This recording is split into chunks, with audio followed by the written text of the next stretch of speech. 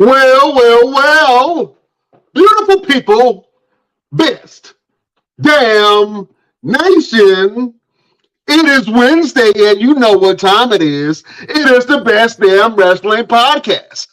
I am your humble host, Brown Renegade, and with me, I have the best damn crew.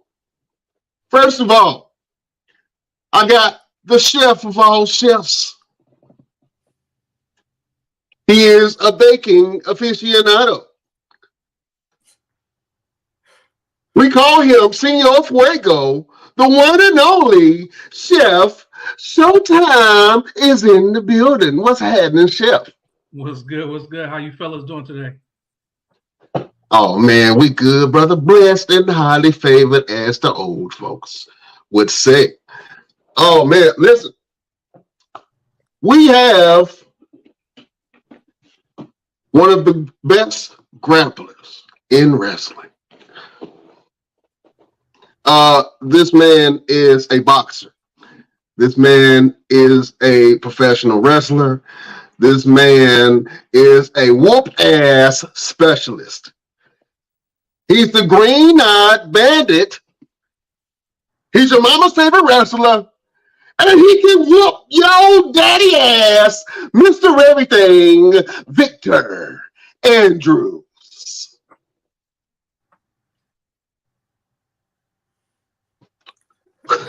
You know his mic is muted. There you go. Say it again, Mr. Everything. Go ahead. And I don't fight for free. And I don't fight for free. We fight for munties around this box. Munties. Ladies and gentlemen, we have a best damn alum here in the building. He is the king of the meat freaks, the mushroom madman, the psychedelic sweetheart, the one and only Stephen Meeks is in the building. How are y'all doing? How's everybody? I love y'all so big. Wait. Hold on. This ain't the Stephen Meeks that we know. Stephen Meeks that we know is full of love and energy and joy and power and extreme. Listen, we want to try this again. Come on, Stephen Meeks. Here's what we want. Here's what we're looking for. Give us Stephen Meeks. Come on, bring it on the game. One more time for us, baby. There's a hug. Oh, man. A virtual hug for the world. Oh, man. But, yeah, that's fun. The Hug Master is here. Oh, man. Spreading love, peace, and hair grease. You know what I'm saying to you, man. Say that again. Go ahead.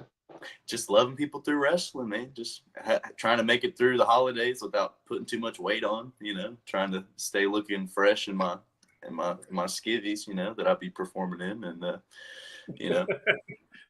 all that good stuff, trying to stay healthy, man. Trying to stay in his word and just keep remember the reason for the season and all that good stuff, and yeah. Oh, man. The Meek Master has spoken. Yeah. Beautiful people. Oh, man. Drop some love down in the comment box. Show some love. Welcome, Best Damn Nation. If you guys are listening to us online on Facebook, YouTube, Twitch, Twitter, thank you for watching us. If you're listening to us in Radio Land on Spotify, Amazon Music, Pandora, wherever you get your wrestling content, you can check out the fellas at the Best Damn Wrestling Podcast and see what we got going. Let's go around the room real quick, check on everybody. Oh, man. Chef Showtime, what's been going on with you, my brother?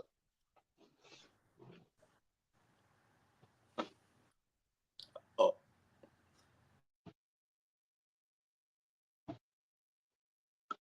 Mute yourself, Chef. What's wrong? You got to unmute yourself, Chef.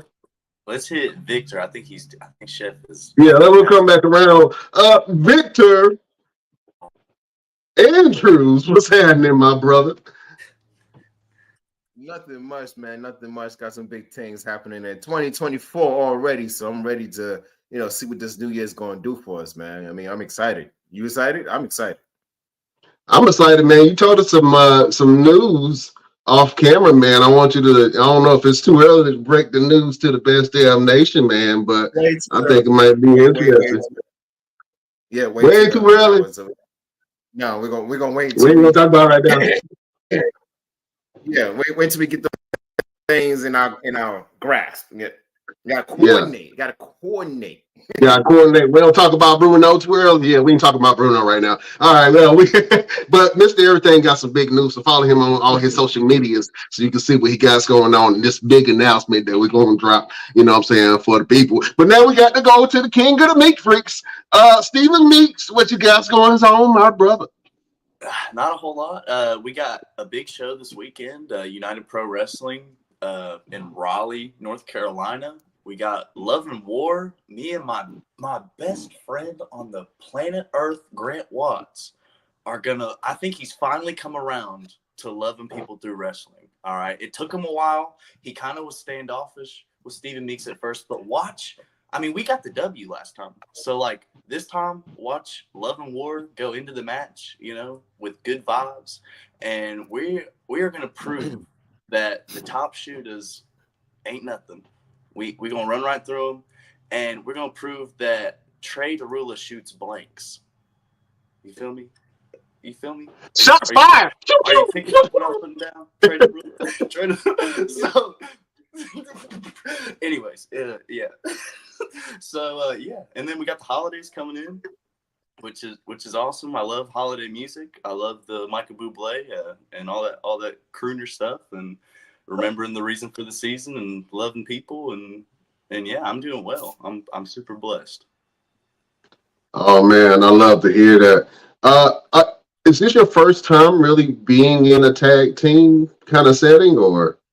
Yeah, Grant Watts is kind of like my first real, this is like the first tag avenue. I want to invest more time and money into this because I think Grant and I and Love and War as a concept has some legs, and I think we complement each other really well. I mean, Grant Watts is pure heart Grant Watts. He's pure fire. He's just an ornery little feller, and I'm laid back, and we both love technical wrestling. So I think him and I are definitely going to do more stuff in the future with UPW and beyond. Oh man, that's awesome. Could we ever see a possible tag team match with Stephen Meeks and Mr. Everything, Victor Andrews? Is that something that wets your whistle? So since the last time that I've been on here, Victor Andrews and I have wrestled. Yeah. Let's talk about that real quick. Listen, I'm gonna peel back the curtain a little bit, and I'm gonna say,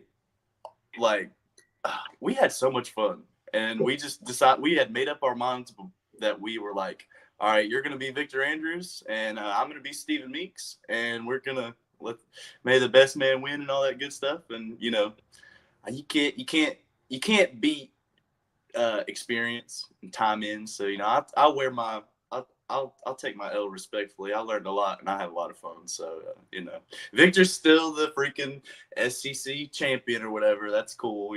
That's fine. It is what it is. Is it fine? Is it what it is? Uncle Vic, it's okay. You got. But I wrestled Victor Andrews and I lived.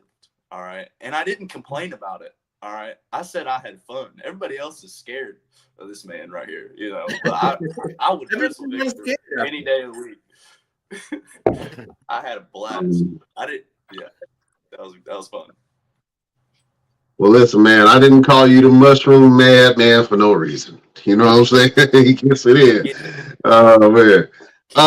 Mr. Everything, talk about that match real quick that you had with Stephen Meeks, man. And do you see a possible opportunity for you guys to maybe tag one day in the ring?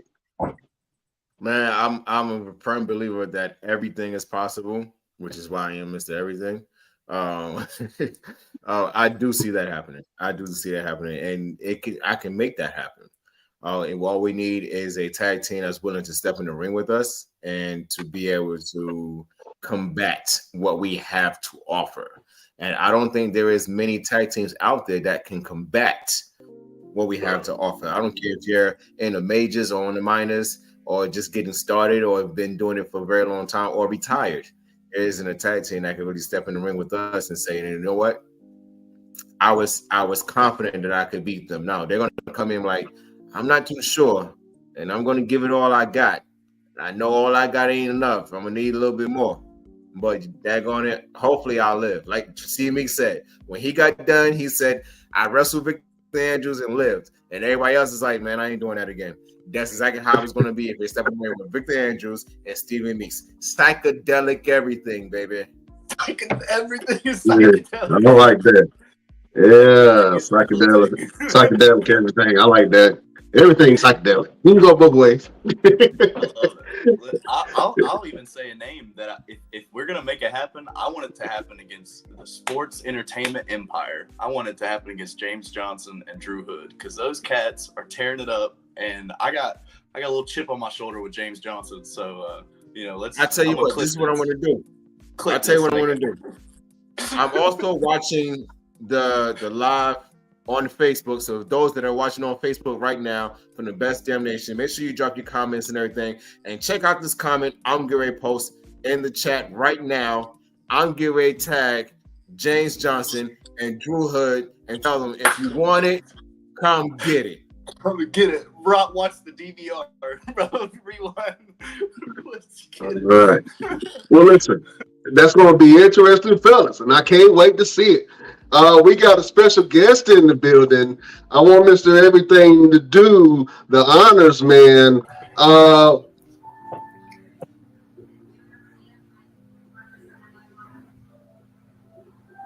Ladies and gentlemen, boys and girls and children of all ages, I don't care if you have been in wrestling, been watching wrestling since 1922, or you've been watching this as of yesterday, you are going to know who this man is. You should know who this man is. This man is a legend. He does not get the credit that he so deserves.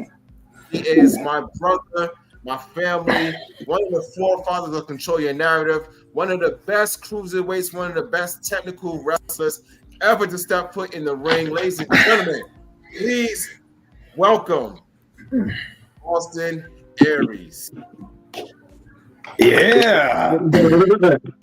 What's going on, everybody? What's up? What's going on, my brother? Not much, man. What's going on here? We got a new look. What's happening? Yeah, man. Yeah, I did a little bit of shave the other day. Every once in a while, hair's growing out a little bit, so kind of circa 2008, 2009 Austin Aries look here.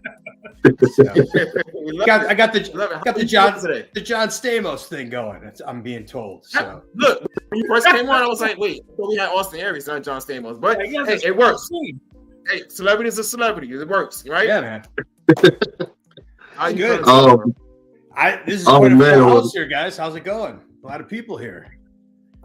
Oh, pretty good, man. Pretty good. Oh, man, listen, we are happy to have you on here, my brother. It is an absolute pleasure to have a legend like yourself in the building, man. Let's go ahead and get started, man. So let's just start like nobody knows you. You're just being introduced for the first time, man. Sure. I think the first question that I want to ask is, when did you first fall in love with wrestling? 1982. Yeah, I was 4 years old. Up to that point in my life, I was really gravitating towards the Army, the military.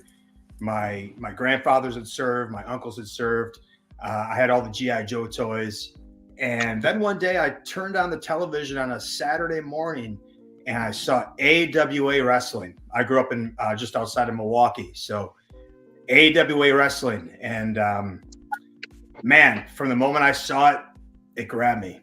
And that was it. All the G.I. Joe toys went away. And I started collecting all the old Remco AWA action figures and started really this, I called it my secret passion because, back then you didn't really tell people that you liked pro wrestling. It wasn't exactly cool, but yeah, man, that was it. From 82 on, pro wrestling was my thing. And, I grew up watching the Crockett era and the Horsemen and Dusty and 505 on TBS. Learned to hate the Atlanta Braves because they preempt the show sometimes Saturday nights, because they're baseball games. But yeah, that was really the beginning of the love affair. Oh man, that's awesome. Let me ask you a question. Were your parents supportive of you pursuing wrestling as a career? I left for college at 17, stood on my own 2 feet. Never really hid anything from my parents from that point on because I was paying my bills, taking care of myself and kind of my own man. And I was really lucky that they've always supported me in whatever. I've always been an outside the box kind of guy.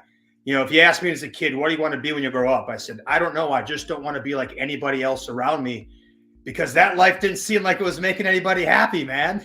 So I've always kind of zigged when people zagged and kind of marched to the beat of my own drum, so to speak. And, I've been supportive that, my parents always supported me. They believed in me and just kind of let me do my thing.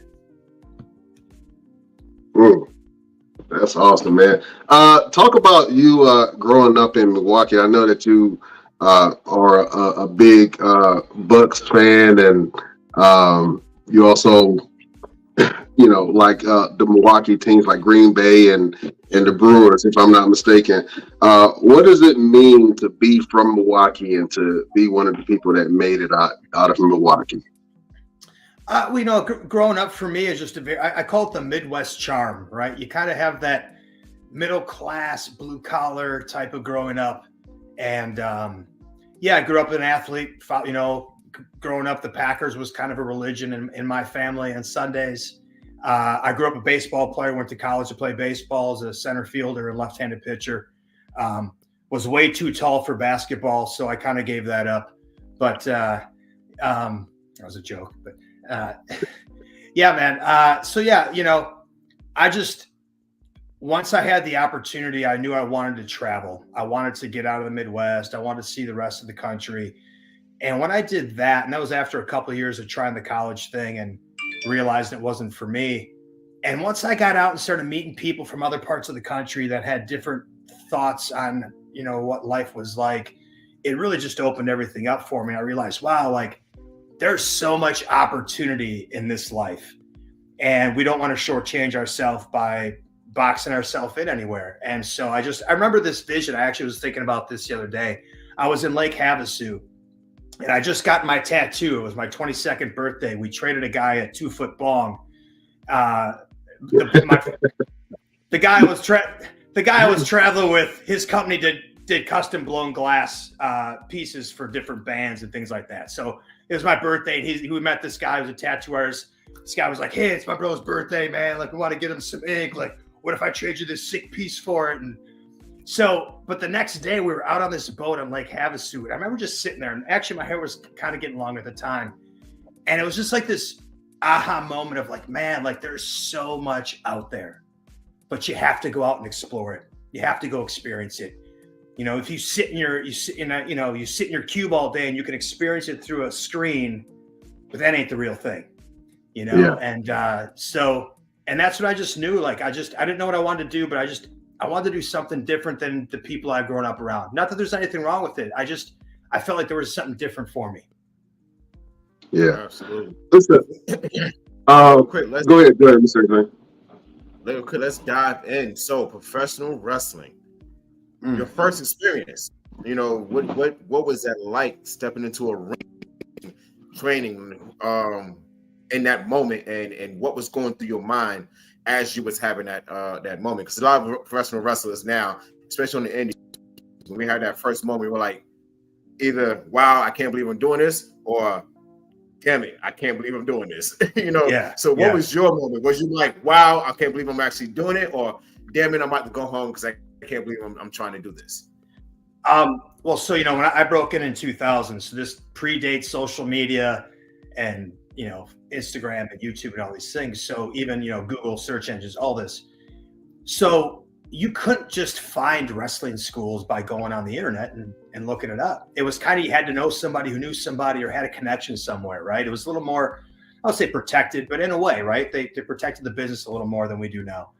And so I was actually getting ready to move out to Lake Havasu. I was having a great time out there doing some extracurricular activities, and because I wanted to get out of Minnesota, where I'd been, after going to college there for a couple of years.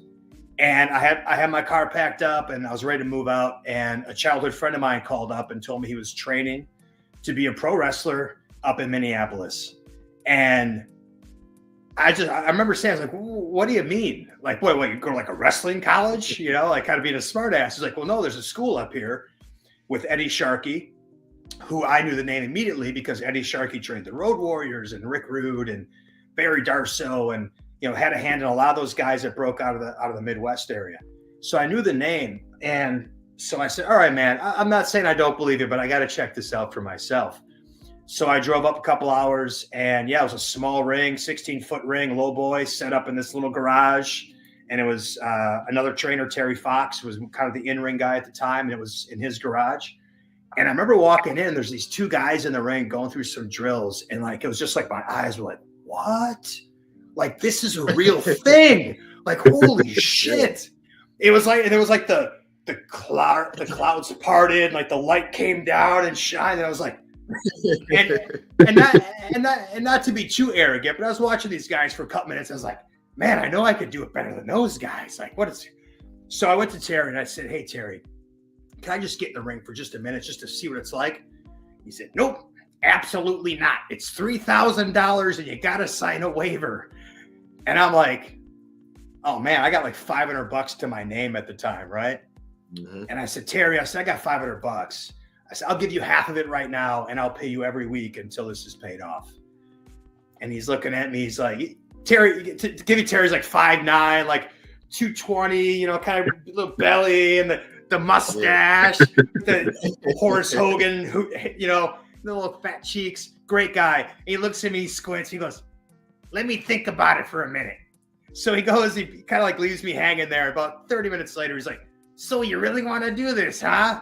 I was like, Terry, I've never wanted to do anything more than this in my life. And he's just looking at me, he's looking me up and down, he goes, okay, you got yourself a deal. And I was like, what? So I went and asked my buddy, I was like, hey man, can I move up on your couch? And he's like, yeah, sure. And that was it. So instead of going to Lake Havasu, I drove up 2 hours to Minneapolis, plopped on my buddy's couch. I started giving plasma twice a week to make money. I started working temp jobs at 5 a.m. You know what I'm saying? So it's like, there was no GoFundMe. I had to go fund myself. I could just ask for handouts.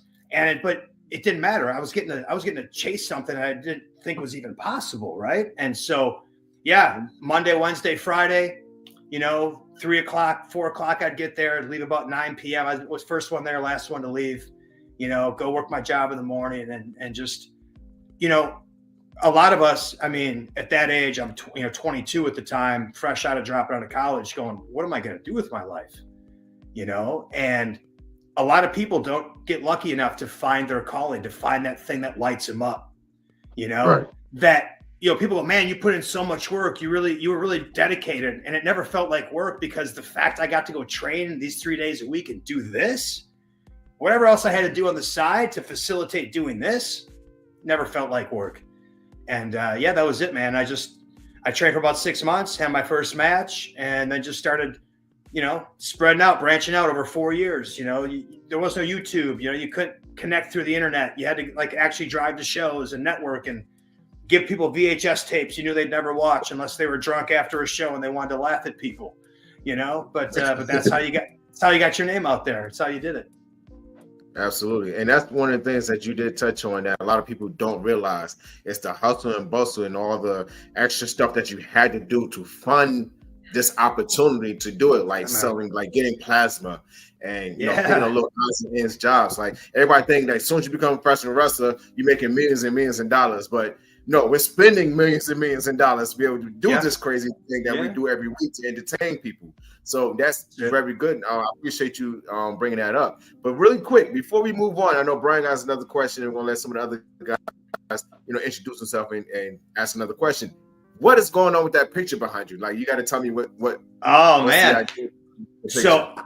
So I've had this picture. This picture was in my attic when I was growing up as a kid, and my uncle was an art teacher, and he had painted this. And I took this off to college with me, and this is one of the few things it's been with me ever since. I had it reframed a number of years back, and it's just a cool piece, man. And it's from the family and staying in the family. And so I just wherever I go, this picture is always the piece that gets put up first. Yeah, absolutely. And it reminds me of before you actually pulled it up, I was thinking the crypt that they kept Jesus in, and they pulled the rock back. Stephen will attest to this. When they pulled the rock back, and that's all you saw was that empty cave that he walked out of. So that's what grabbed my attention. But I love it. I love the whole family aspect of it and the history. Man, thank you, Brian. What you got? Oh man, let's talk about your time in Ring of Honor, man.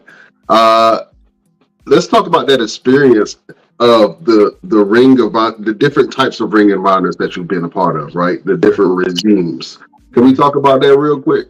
Your time in Ring of Honor. Yeah, I remember one day a friend of mine, Eric, we were always the guys that were working together in the ring, and he sent me this press release about this new promotion starting up called Ring of Honor and what they were going to be about. And I remember writing it back like, I'm not ready yet. I'm not ready yet.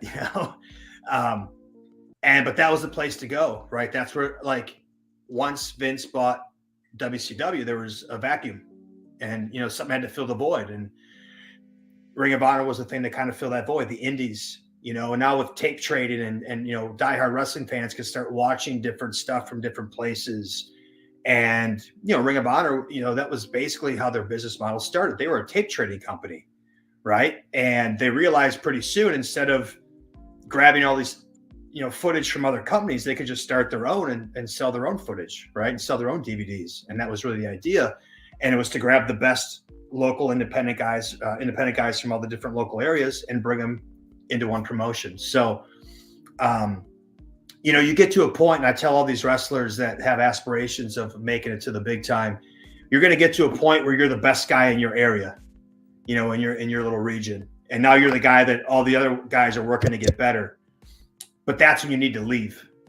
And that's when you need to go somewhere else. And so for me, having the opportunity to get in the ring with the CM Punks and the Bryan Danielsons and the Samoa Joes and all these guys that were the best guys from their area were all now converging here to Ring of Honor. That's where you get to test yourself and you start to really grow as a performer and to kind of see where you're at.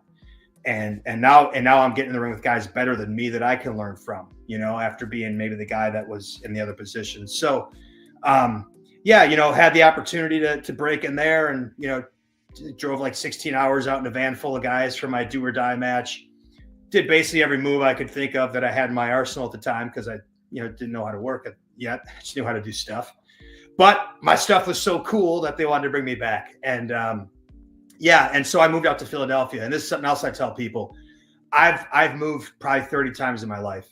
I go to where the opportunity is. I'm going to go to the opportunity. I'm not going to wait for the opportunity to come to me. So once I knew, and Gabe Sapolsky told me he was interested in using me, I said, let me make it easy for you. And I'm just going to move out to Philadelphia, East Coast. So it's going to reduce my travel, reduce expenses, and just make me right there. And eventually that, I think, helped lead me to running the Ring of Honor school a couple years later, because I was there. I was right there. So, but yeah, you had the Gabe Sapolsky Ring of Honor, which was kind of the original, iteration of it. And always grateful for Gabe to put me in the position he did, to give me the opportunity to, get in the ring with Samoa Joe at Final Battle. Winning the ROH title at that time really put my name on the map. Thanks to everything Joe had done before that, it really thrust me into the spotlight.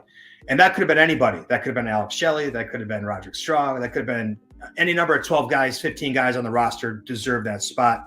I was grateful enough to get the opportunity. And so for that, I was extremely loyal to Gabe and to Ring of Honor. And so when Gabe was let go, it was really difficult for me. because I was really, I was in the office a lot, spent a lot of time with him. I was loyal to him for the opportunity he'd given me. And, there was a bit of a regime change. And with that, came a little bit of friction. People are trying to take control. Different people are trying to work their way in. Jim Cornette ends up in there. Adam Pearce is in control for a while. There was this kind of this weird transition part where I was asked to be kind of a locker room leader, but nobody was really told that I was a locker room leader, and I wasn't given the information to be a locker room leader. And it was just, it was trying to figure these things out as all these moving pieces. And, I was at odds with some of the things that were changing with the new management, the general manager who didn't have any connections to wrestling. And so it did lead to a little bit of some issues after the Gabe regime, bringing in Jim Cornette. And so, I'm sure everyone here's, heard Jim Cornette's opinions on me. But it was a difficult time, transition for the company, myself personally, and things were changing. And because it had to change, because Ring of Honor's original concept was everyone go out there and try to have the best match of the night, and the cream will rise to the top. And when you don't have a roster, that's a good way to build a roster. But once you have a roster, now we need to work together as a team, right? It's like a baseball team. If everyone's going up there swinging for the fences and nobody's trying to take a walk or get on base for the guys behind them, it's maybe not the most efficient way to have a team. And I think pro wrestling's the same way. We want to build a card. We want to make sure that we're being respectful to the people after us, to other people before us, not do the same things. And so the philosophy changed a little bit, I think, for the better when Adam got in there, because now that we had a crew and we were kind of a big family, let's not work against each other, because we have so many talented guys and women in there. We could all go out there and steal the show any night. I can loop false finishes for 30 minutes any night I want once you know the formula. So that's not magic. So it's about understanding your role on the card for that night and delivering in that role. Because if you're the main event, you don't want the guy that's going on second or third to be taking all the things that you want to use later for that epic main event, right? So I think that's sometimes where we get in the indies a lot. We're all kind of being a little selfish, and we have to be a little selfish in this industry.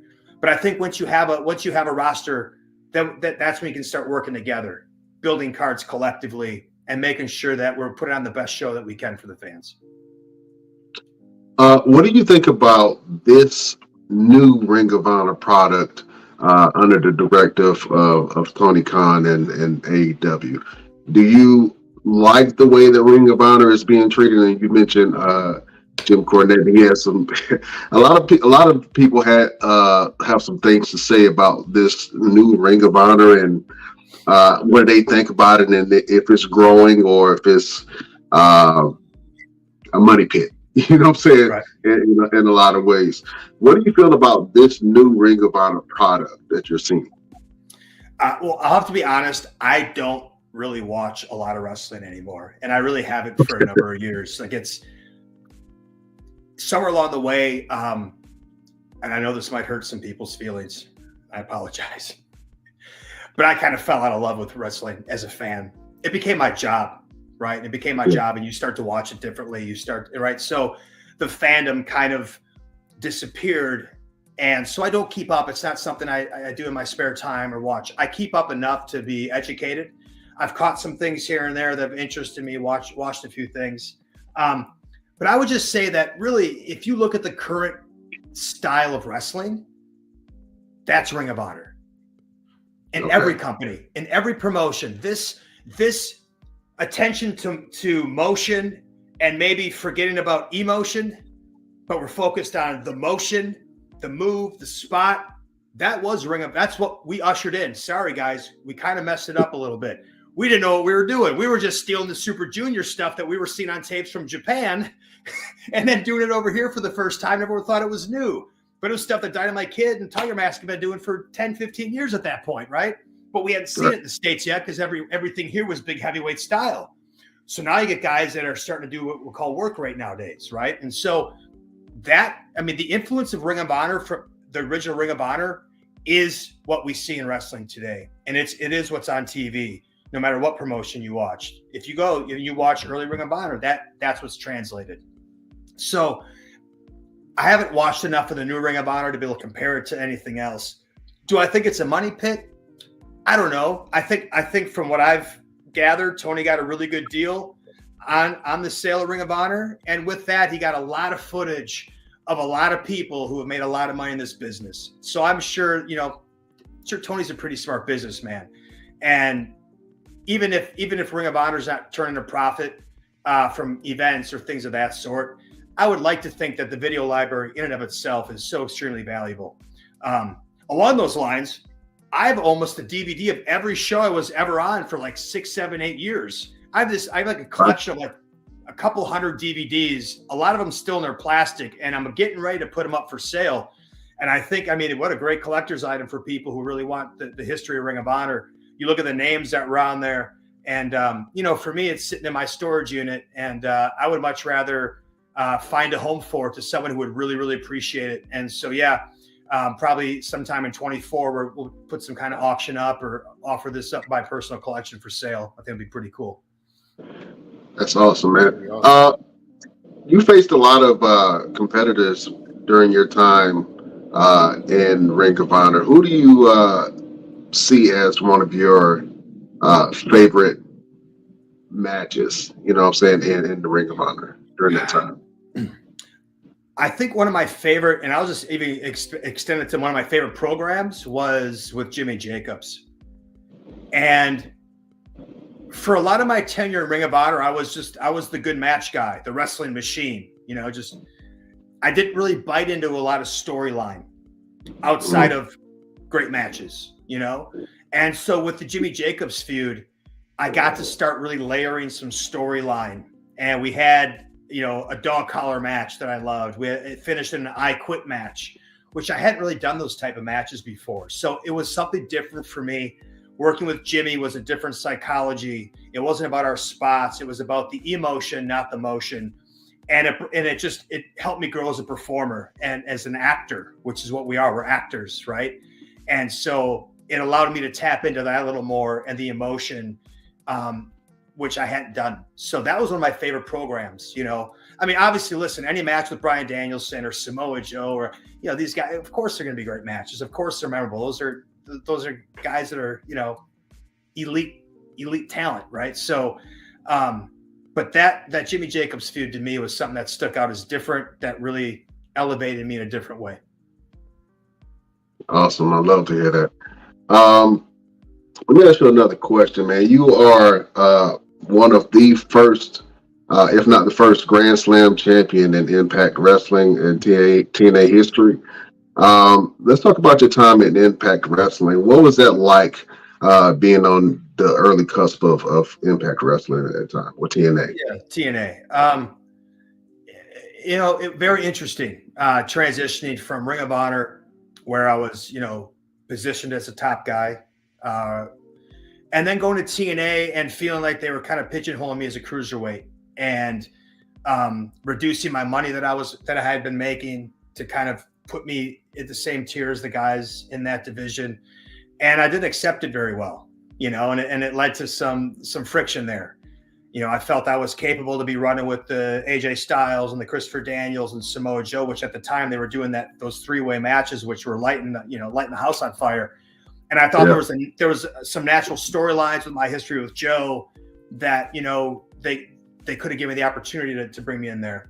And we just had a disagreement in that. And it also was my first taste of what was a more corporate setting of wrestling, as they were kind of trying to be like poor man's WWE in the way they did their business, the way they treated their talent. And, if I wanted a corporate job, I would have gotten any business other than pro wrestling. If I wanted to be owned, if I wanted to be told, what to say, how to dress, how to act, it's not me, man. It's not me. So, there was an adjustment period there, and maybe at the time didn't adjust as well as I would have liked to. And also just kind of had to put my foot down. And I think sometimes in this business, man, you have to stick up for yourself. If not, sometimes guys get walked over. I always have a joke with Jerry Lynn, and Jerry Lynn is known as the nicest man in pro wrestling ever. Everybody loves Jerry Lynn. And I said, Jerry, you know what? Jerry, if you had a little more Austin Aries in you and Austin Aries had a little more Jerry Lynn in him, we both would have made a lot more money. you know, because Jerry was a guy who maybe, you know, if he would have stood up for himself and maybe said no a little more and wasn't as nice, he had all the talent, he had all the tools. This guy was amazing, right? But in this business, you will get chewed up and spit out, and you will get walked on if you don't stand up for yourself sometimes, you know, and that doesn't always, you know, that can make you difficult to work with, you know. So be it. I'll say though is that when I came back after kind of leaving there, you know, that's what led to my world title win, and subsequent title wins after that. And I often wonder if I hadn't been a pain in the ass and kind of put my foot down and fought for myself, would that have ever happened? I don't know, you know. So it was a great learning experience. It was now really doing television wrestling, which was different than what I had been doing. And I was getting to work with now guys that, you know, had been to the dance, had been to WWE, some real big name guys. And, you know, it was a great learning experience and a lot of fun. And I'm excited that they're bringing TNA back. There's a lot of history there. And, you know, who knows? Maybe that opens the door for Austin Aries' return. I would love that, sir. That would be Yeah. That would be awesome. Real quick question. You mentioned that you had to go through a lot of changes, you know, and then I can understand that as a professional wrestler myself. From your start in 2000 to now, what would you say was the most difficult change that you had to go through in terms of different locker rooms that you've been in, from the big leagues to the independents? Like, what would be the biggest change that you had to go through personally as for yourself? Well, I mean, the biggest change for me wrestling wise was, you know, going to WWE, that schedule was unlike anything I had done. You know, with the TNA schedule, we would film over a weekend. You know, we would do maybe 2 or 3 days and film TV. And then I'd be off for a couple of weeks or maybe have some indie shows. So I had a lot more time at home during the week to train and to eat right and things like that. When you get to WWE, you're on the road all week. And then you might, you know, I was home for like 36 hours every week. And then I was back on the road. That was a difficult adjustment because I used to like take a couple days off from training when I filmed TV and then work my ass off during the week. And now with WWE, you got to work out on the road. You got to eat on the road. You know, you got to do everything on the road. And then when you're home, you're just literally there to recharge, to go do it again. And, you know, went from NXT to getting hurt and then going to commentary to the main roster. I never really settled into a routine. And that's, I think for me, I gained just another level of respect for the guys and the girls that have been able to do that and sustain that lifestyle for decades, you know, and these guys like the Seth Rollins and the Kevin Owens and these guys that have been on top for a while. Obviously the John Cena's, the Roman Reigns, like the schedule alone, you know, is unlike anything else in probably most sports or entertainment. So that was an adjustment for me for sure. So in terms of so in terms of the rigorous schedule, and we talk about this all the time, and some of the guys kind of give us heat about it. When you see guys like Roman Reigns or like John Cena when he was there in The Rock, and it would take these longevity times off of TV with the championship, even Brock Lesnar would take all these times off. How do you feel in terms of like, do you feel like that's what they needed because of the rigorous schedule, right? Like you would say, like, because they're taking these times off of TV, probably to revamp a new storyline, probably revamp a new character when, you know, John Cena would go from the Thugonomics to, you know, what he went to after that. Would you attest to that? Is because of the rigorous schedule that they have to have all the time, to the point where they got into the championship, they're like, okay, I need some time off?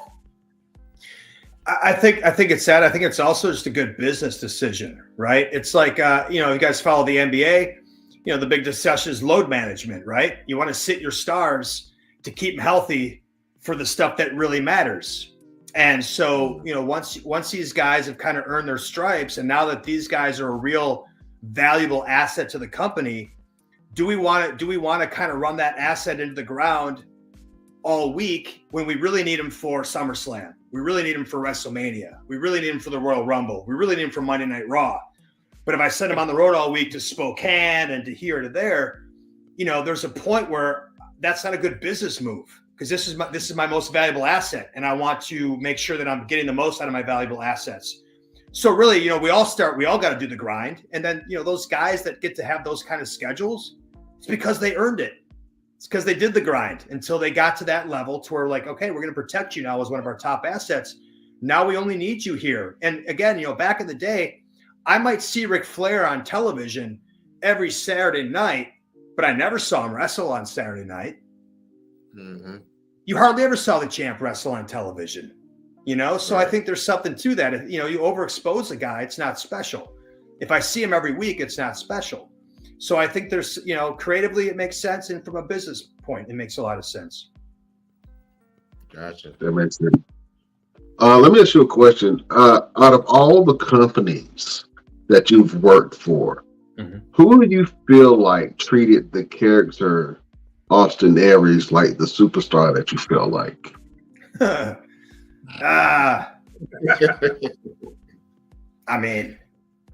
Listen, TNA put their title on me multiple times. Ring of Honor put their title on me multiple times.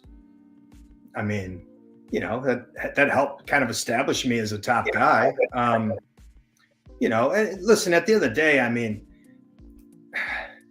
it's not real. And when I say it's not real, just because I'm, as I said earlier, there's a dozen guys that are at the same level as far as a performer that we could make the champion, that could be the champion, right? So, are we superstars? Are we this big deal?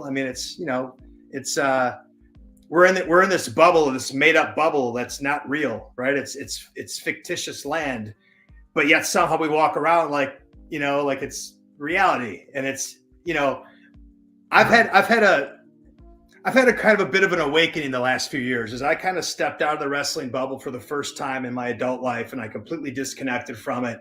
And I had to figure out who Daniel was, right? Ooh. Not Austin Aries. You got to think at 22 years old, who knows who they are as a person? We're still trying to figure that out. Now you get in this world where you get to take on this persona, and right, you get to play this character, and then you start getting notoriety and making money and fame, and now you start really believing it. I'm Austin Aries. I'm the champion of this. I'm Austin Aries. I'm a world champion. I'm a superstar. Man, are you? Are you really? Right? So, right. Me stepping away from wrestling a few years ago was like my first opportunity to go, wait a second. If or when all that goes away, who's Daniel? Right? Who's that guy? What's that guy about? What motivates that guy? What lights that guy up? What's important to that guy? And it's allowed me to see wrestling in a much different light, which has been very helpful as I've returned to this, to do it a little differently and put things in a little better perspective. So, at the end of the day, I've been very grateful for the opportunities I've been given. And, most of the companies, I've been very grateful that most of the companies that I've been a part of have all treated me very well and given me opportunities to be valuable for that company. And that's really what it's about. Where can I bring value? How can I be most valuable for my team? Is it sitting on the bench and being a good cheerleader? There's guys like that too sometimes, that 12th guy on the bench. Milwaukee Bucks, they got Giannis's brother Thanasis sitting there in the last bench seat. Why? Because he's great in the locker room. He's great for their superstar. He's not out there to put up 20 points and 10 rebounds.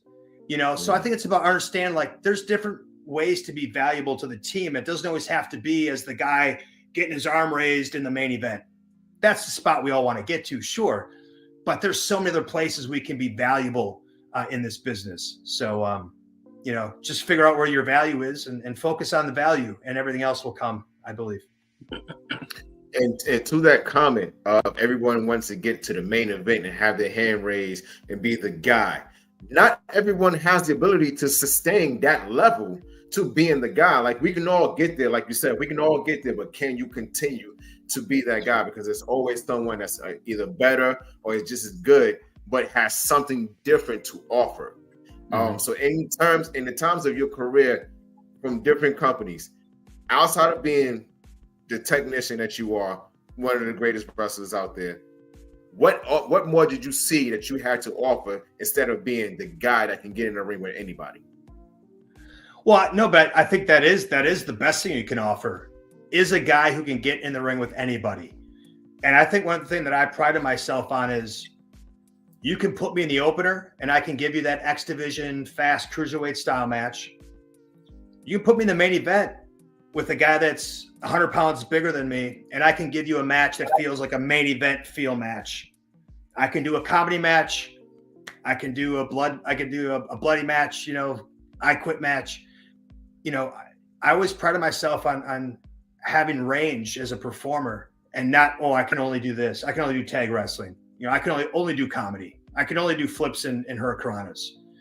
You know, when I was training, I don't think I realized yet how, you know, small I was in the business, but I just remember not wanting to learn leg scissors takeovers or hurricanranas because, like, I was like, I don't want to be pigeonholed as a cruiserweight. Like, I'm a wrestler, right? And so the guys I watched, you know, the Dynamite Kids and the Chris Benoit's and the Chris Jerichos and the Eddie Guerreros, yeah, they weren't the biggest guys, but goddamn, they worked like they were. And so those are the influences on me to say, well, that's what I want to be like too. I want to be like, because all I have to do as a performer in this business when I step in the ring is I have to create just a little bit of doubt or a little bit of belief, right?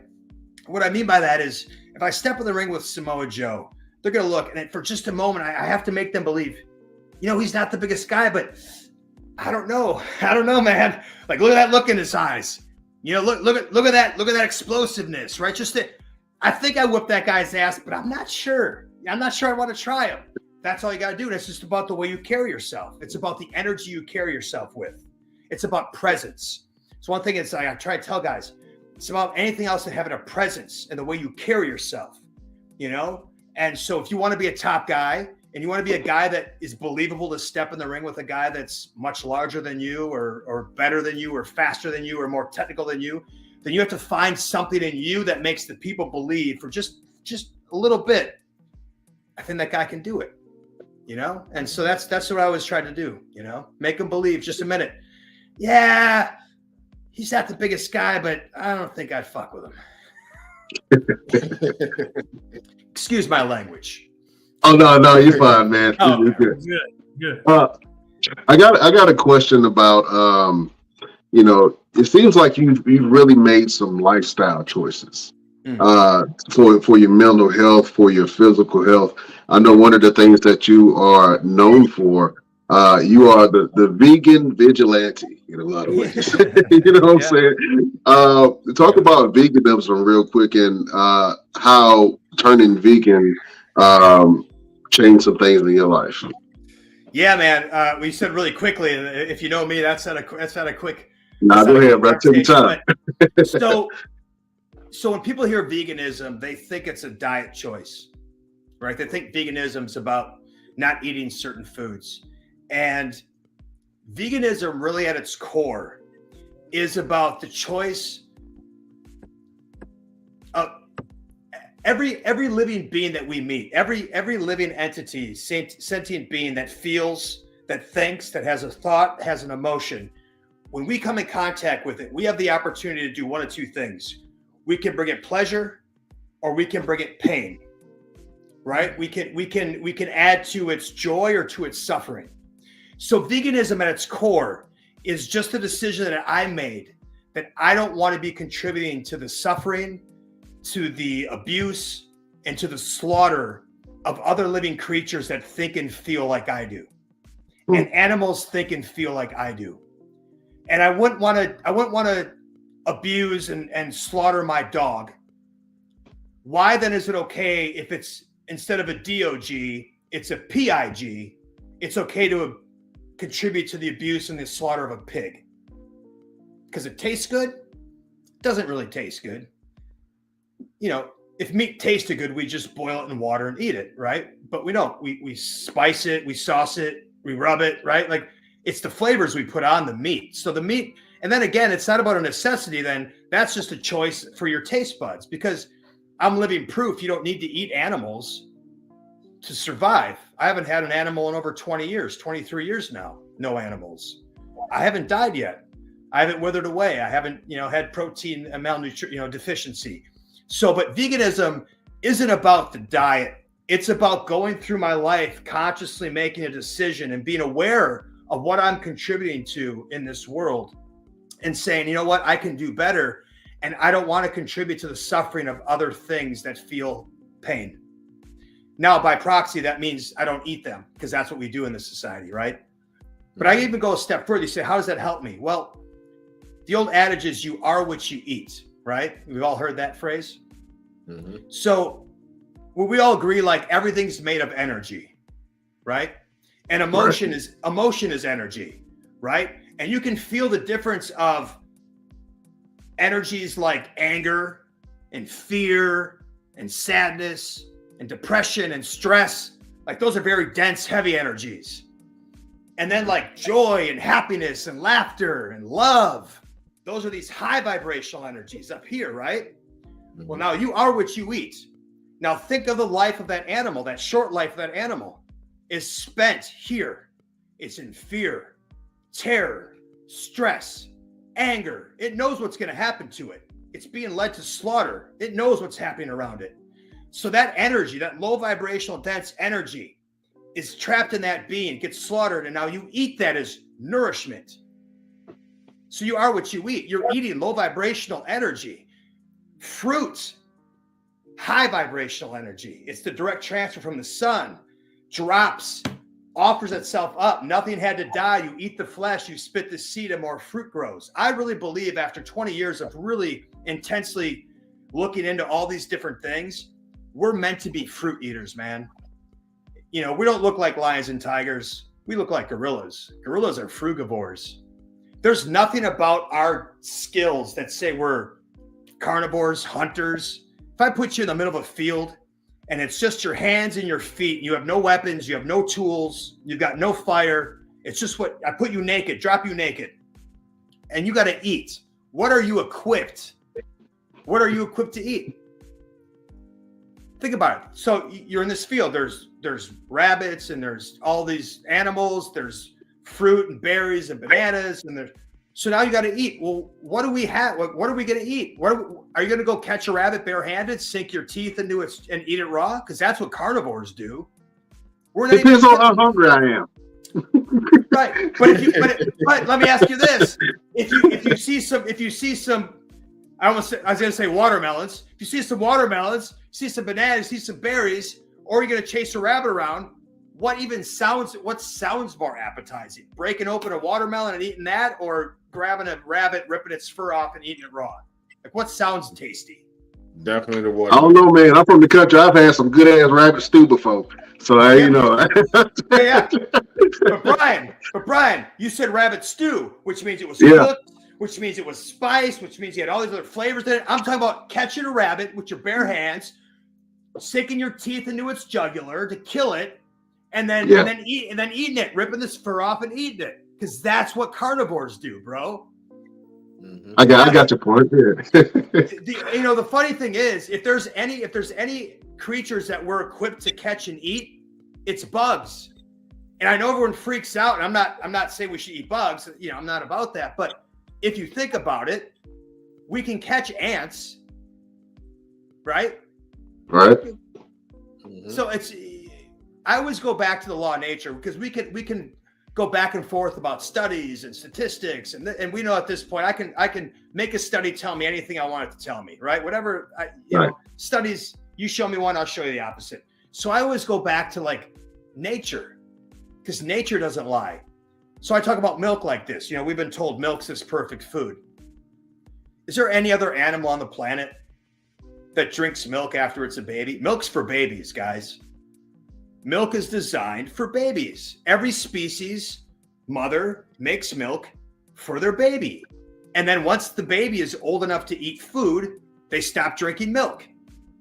Except one species decides to keep drinking milk its entire life. And then it's not even its own milk. They go and drink the milk of another animal altogether. And that's humans. And we wonder why we have cancer and disease. You're drinking growth hormone for cows as an adult. If milk was the perfect food. You don't think some other animal in this world would have figured it out and would still be consuming milk as an adult? We're just so smart. We're so smart, but we're the only species riddled with depression, anxiety, fear, obesity, heart disease, cancer. But we're the smartest ones. We're the smartest ones because we figured out Fruit Loops is what we're supposed to eat, right? I mean, guys, again, it's to me, it's so fucking clear. I think if you want to keep humans in this low vibrational state, you want to keep them infighting, you want to keep them slaughtering each other. Well, the easiest way to do it is feed them death every day and convince them it's good for them. Look around the world, man. We're supposed to be living in harmony with nature. Yeah, we're the top of the food chain, but we're supposed to be living in harmony with nature. Every other animal lives in harmony. Yes, there's killing, there's a food chain, but no other animal ever kills more animals than it could possibly eat. No other animals kill for fun, right? That's us.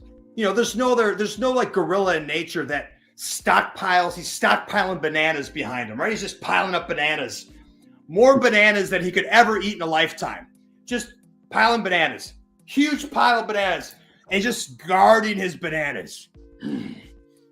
And any other gorilla that gets close to his pile of bananas that he'll never eat all the bananas, but he will not give any of these bananas. He's guarding them with his life, right? If we found a gorilla like that in nature, we would want to study it and go, well, what's wrong with it? That's an anomaly. That's weird, right?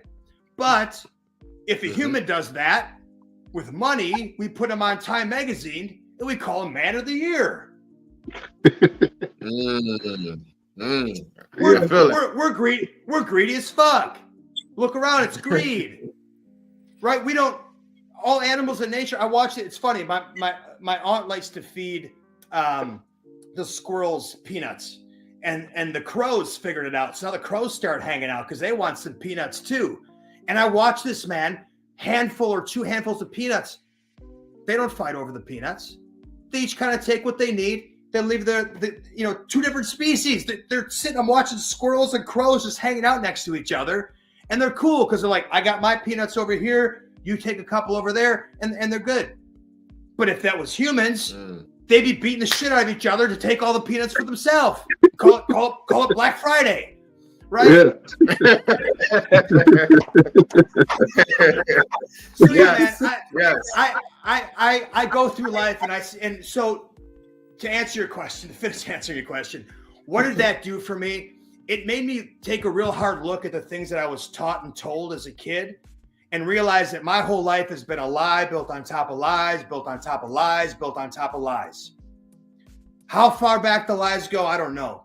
But what I do know is the things that we've been told now is not the truth. From our healthcare system to our education system to what we eat, all of it. It's a lie. It's all a fucking lie. And it's meant to divide us. It's meant to dehumanize us and disconnect us from our true power as humans, our source, our third eye.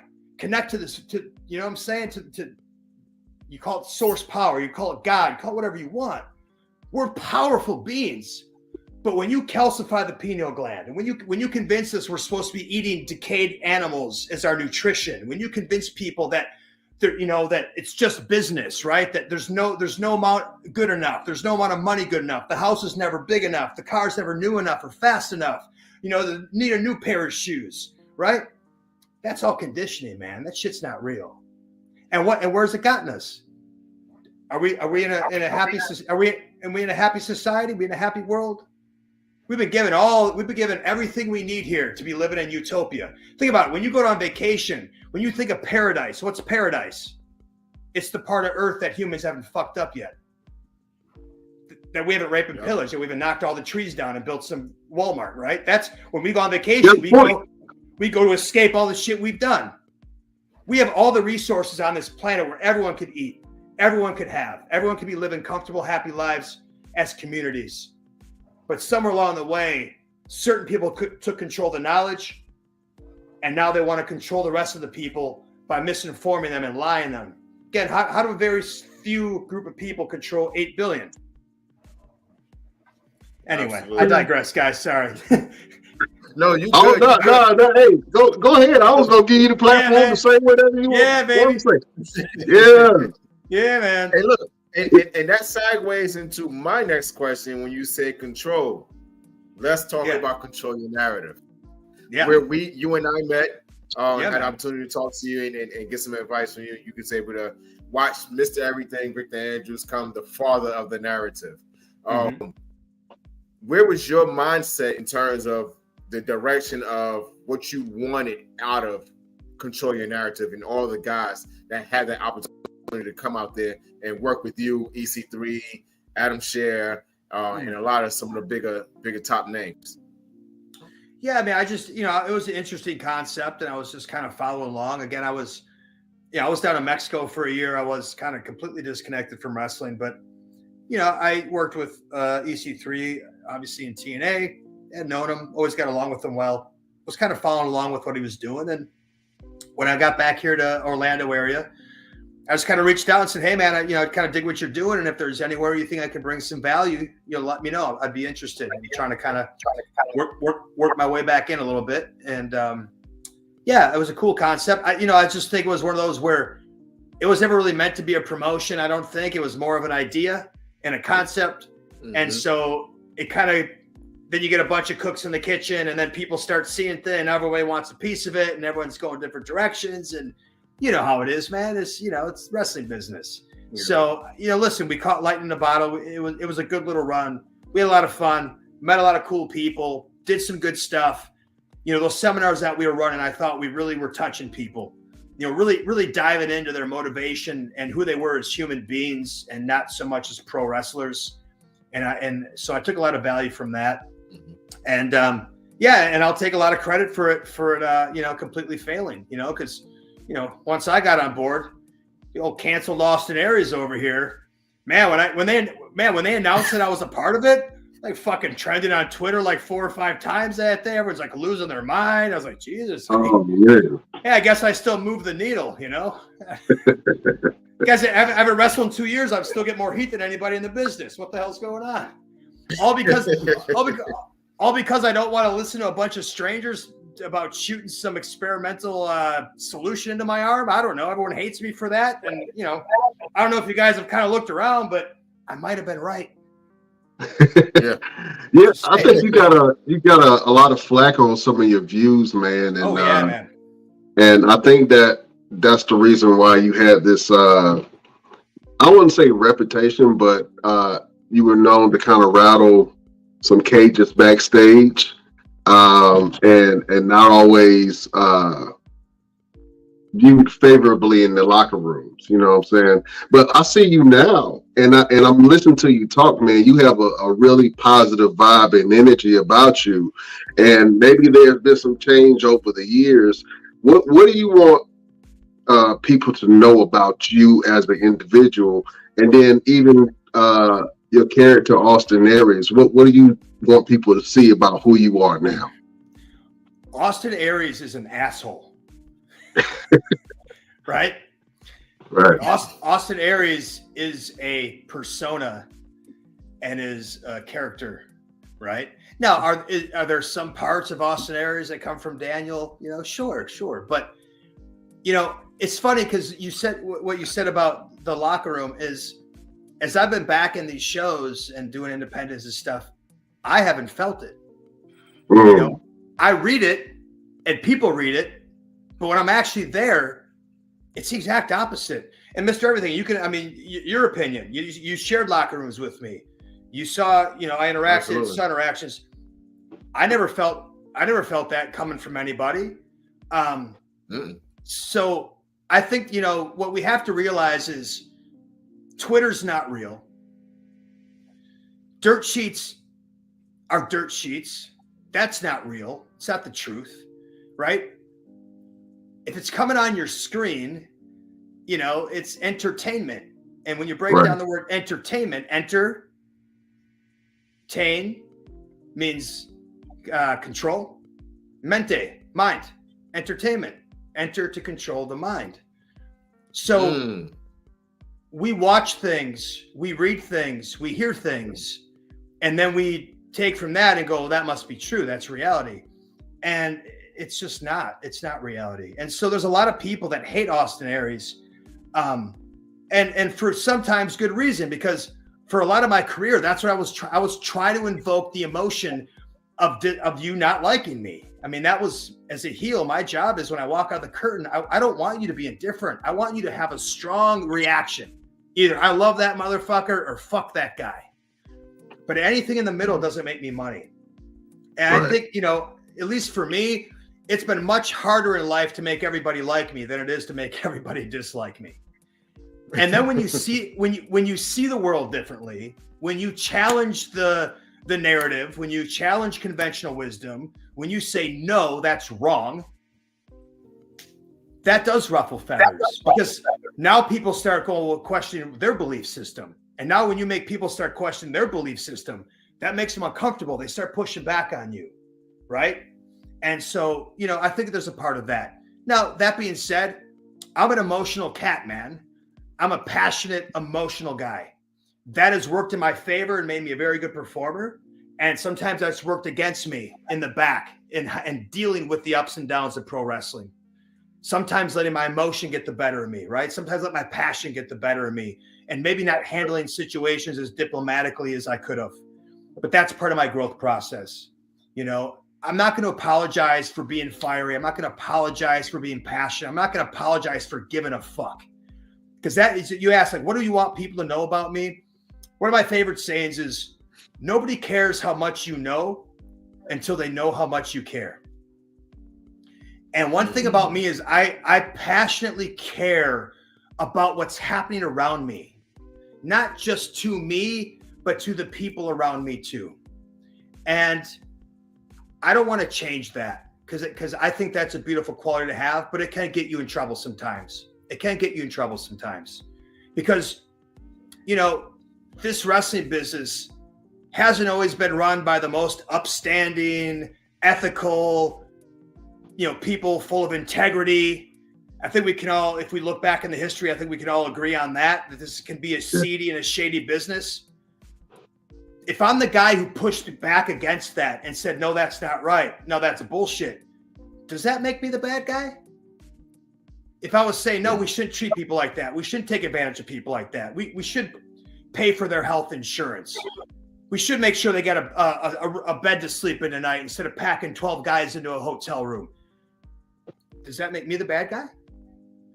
If you're the villain, if you're being positioned in the villain in an industry full of villains, real villains, yeah.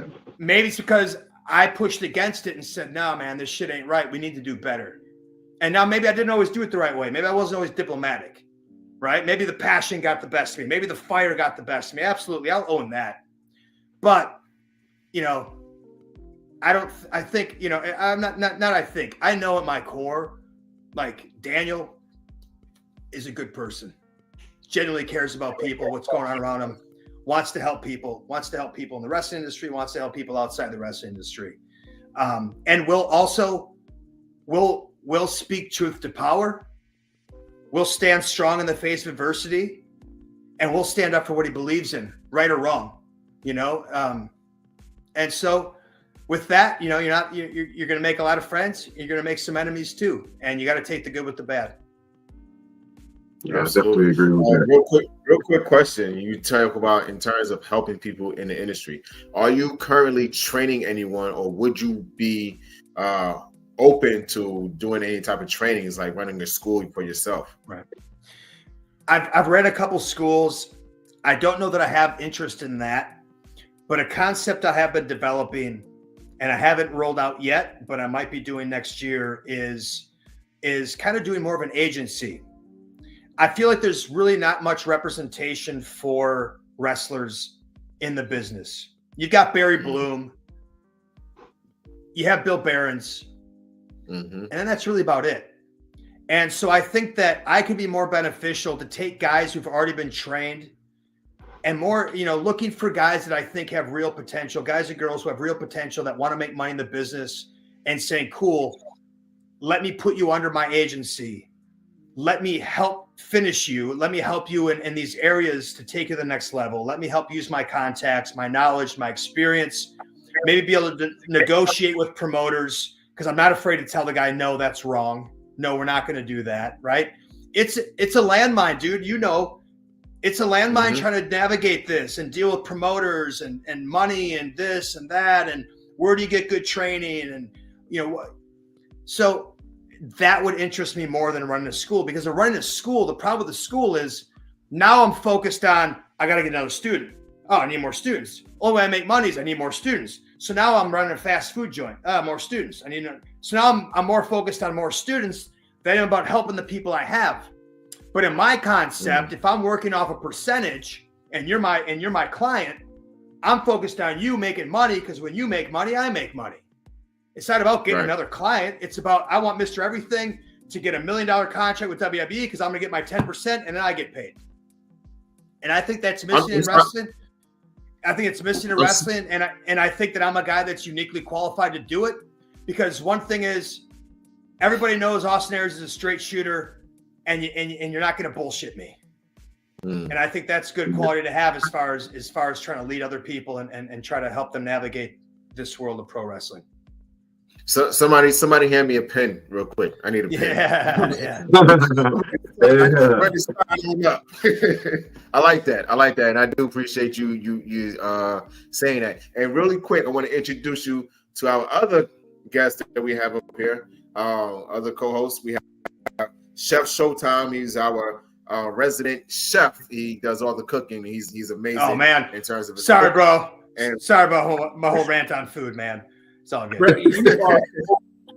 You're good. You're like, oh, right I'm rethinking my whole life choices. Chefs up there like, oh man, I gotta rethink my whole life choices right now. Like, I can't cook bacon no more. Animals aren't food. Everyone's like, is it so hard? Like, isn't it hard? I was like, is it hard not to eat your cat? But you get home, you're like, some barbecue sauce on that might be good. I don't know. I've had some Chinese food that I looked at and I was like, I don't know if that's chicken or not. Hey, we also have fellow wrestler Stephen Meeks in the building. Stephen, do you have a question for our esteemed guest? I've just been kind of taking notes and just enjoying the conversation. This guy's getting a free seminar here, Stephen. Yeah. We met before, actually, at a CYN event in Goldsboro, North Carolina, with Mr. Everything, and I was a big like I had a very pleasant Austin Aries interaction, and I enjoyed my time in the CYN locker room, so I can attest to that. And cool, man. I just really resonated with your story, man. Coming from like kind of middle class living and just kind of not even really wanting better, but just wanting different. You know what I'm saying? I think that was really cool. I love the like you said, just free seminar. I think in like my short time, like I just really agree with your point of view, and like agree to the statement of like doing the drives, and like, you know, I'm far from being like the best in my area, but like I like to travel and learn from other people, and I think wrestling is kind of this weird like multiverse, and there's different flavors of ice cream regionally, you know, that are more over, and it's cool to like, you know, fortunately I've been able to go to wrestle in West Virginia and North Carolina and Colorado, and I've noticed like, you know, like the culture, there's cultural differences, and you know, like yada yada yada. But yeah, I like you said, I'm just here for the free seminar, and I'm thank you for having me, guys. Yeah, man, for sure. I have a question. Yeah, if you had one last match with anybody from the past or present, any type of match, who would it be? It's a tough one. You know, my answer usually is it doesn't matter as long as Bobby Heenan is my manager. Okay. Yeah, because Heenan is one of my favorite performers. You know, very underrated, I think. Man, I'm one of those guys that doesn't have like a favorite anything. I mean, I could probably name like 10 guys if I could have, you know, Eddie Guerrero. That'd be awesome. Yeah. But wrestling Mr. McMahon would be awesome too. Like, is there been a better character in the last, 30 years of wrestling than Mr. McMahon, a better heel, right? You know, Ric Flair, I grew up watching the guy, right? I mean, I can give you so many answers, it's just, it's so hard to pick one, It is funny though. I was thinking it was something popped up on my phone about all the different final battles, and I was thinking, man, next year, 2024, it's gonna be 20 years since Final Battle 2004, and man, how cool would it be to do me and Samoa Joe Final Battle Ring of Honor 2024, 20 years after the fact, maybe for the title. Nice. I mean, I think there'd be some interest in that match. Take my money. Right? Yeah. Well, take my money now. Listen, I don't know. I don't know if Tony Khan's taking my telephone calls or not. So you guys got to do the work here. We need the fans to do the work. Yeah. God. Well, in that same vein, you had a stint in WWE. Yeah. And you were in the cruiserweight division, and it was interesting to see your views on how to make the product and team that you're with to be able to elevate them, right? You mentioned that a little bit earlier with the early Ring of Honor, maybe the X division, and then the cruiserweight division for WWE. What does it mean to kind of elevate a promotion and try to fight for something and fight for the guys in the locker room that you want to elevate and bring up when you might not be getting as many eyes as the other talent? I'm not sure I understand the question. Can you rephrase so for instance, you really advocated for bringing up like the cruiserweight division, right? Yeah. And wanted to have more eyes on what you guys were doing for the cruiserweight division at the time. Can you talk about that struggle of trying to convince the higher ups that, hey, we need more TV time so we can show what we can really do? Yeah, well, so Brian, it wasn't me wanting to do that. I was basing it off of what they were telling us, right? Okay. And what they told us is, we want to do this 205 Live concept. We want it to be its own brand. We want it to be touring. We want it to be its own entity that can sell out, sell house shows and do this. Okay, great.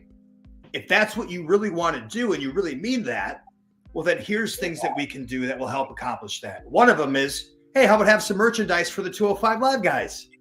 That would be helpful. How about don't put one of the best matches on WrestleMania on the pre-show?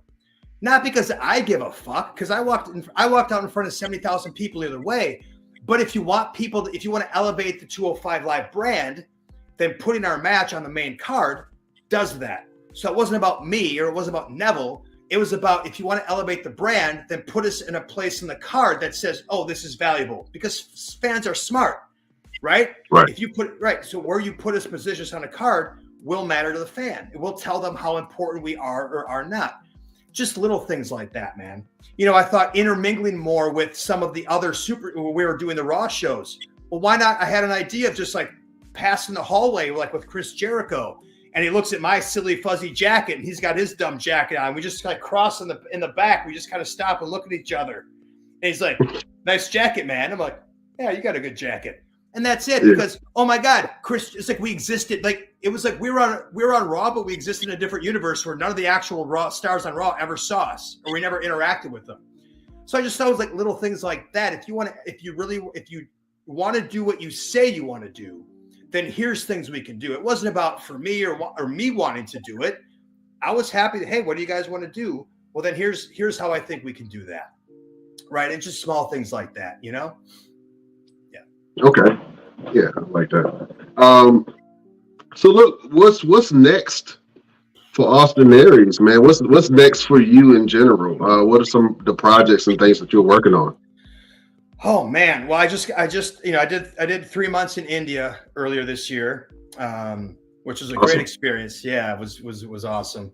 As far as wrestling, I'm not sure. It's so hard, man. Like what's going to happen in the world in the next year or two, right? Like I think 2024 could bring some things that are going to be a little unpleasant for us. We've had our bit of a reprieve in our break from 2020 shenanigans, and now I think they're ready to ramp up phase 2 of their plan, right? And so talk about it. So I think there's that.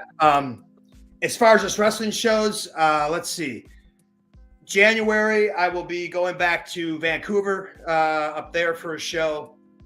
I'm heading back to Utah in February, and I guess I could break the news here a little bit, but I'll be actually putting on my first wrestling show February 3rd in Florida.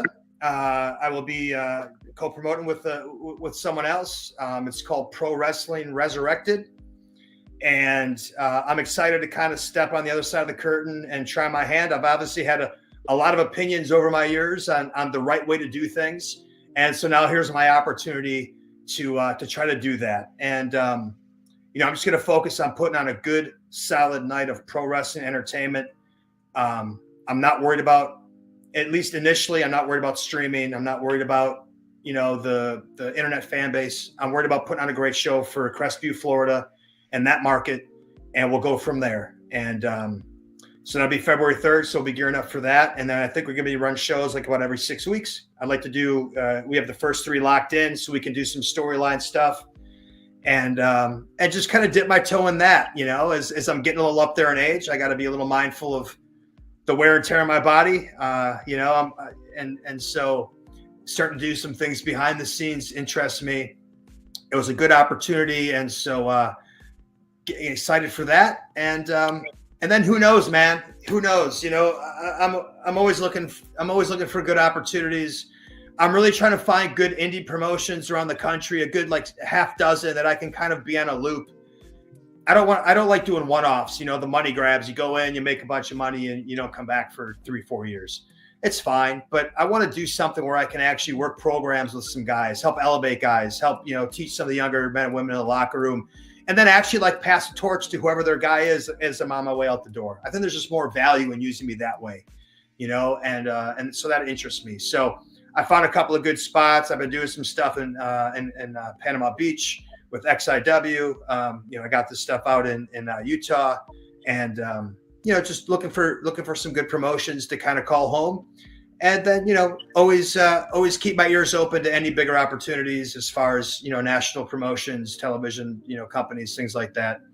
And if the fit's right, then, who knows? Who knows what could happen? So are you saying that we might possibly, if there's a call, see you in a bigger promotion such as AEW or WWE? If the phone rings, will you pick up? Always pick up the phone if it rings. Yeah. You always have the conversation. The fit would have to be right. I'll be honest. I haven't been super motivated to get back to that schedule. I've been enjoying my life, man. And I think one thing is, sometimes we get so caught up on the destination that we're trying to reach. The place we're trying to get to is we don't enjoy the journey of how we're getting there. And so, the last couple of years, after the COVID debacle, I'll call it, and seeing how quickly things can change and seeing how quickly they can put their thumb on you and say, no, you don't travel. No, you don't do this. No, you don't open your business. No, you don't go outside. Right. I had a shift in my mentality. What am I focused on? See, there's no guarantee I'm going to reach retirement age. Right. There's no guarantee any of us reach retirement age. So I've been trying to find that balance of, I want to enjoy today, man. I want to, like, when I wake up in the morning, my job first and foremost, enjoy today, because it could be the last day. It really could be. And so that's the last couple of years how I've been living my life. I've been doing a lot of traveling, spent a year in Mexico. I spent time in Spain. I was in Saudi Arabia for a little bit. I actually did some wrestling there. I spent 3 months in India. I've been trying to just enjoy my life. I got a Sprinter van now, got Dan in the van traveling around the country. I got it set up so I can camp in there if I want to. So yeah, man, let's bring the show on the road. I'm developing some business ideas for next year. It's a concept I've had for a while. It's called Hungry to Change. I'm going to put a program together to help teach people how to become better consumers when it comes to their food, how to buy higher quality food for less money.